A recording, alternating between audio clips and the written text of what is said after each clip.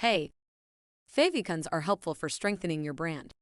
The favicon will show up in the tabs in a browser, and it will also be the icon used when a visitor bookmarks or favorites your website.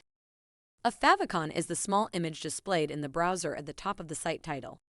It is recommended to use a small version of the company logo. The favicon has no direct influence on search engine optimization, but improves user experience. Log into your WordPress account as usual to get to the dashboard shown here. Hover over Appearance in the left menu and then click on Customize. Select Site Identity in the left menu, click on the Select Site icon, and click on the image you would like to upload.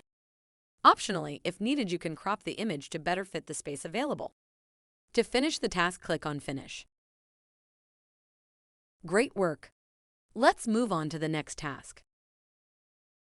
If you want to learn more about digital marketing, visit rankingcoach.com to see how we can help your business's online presence.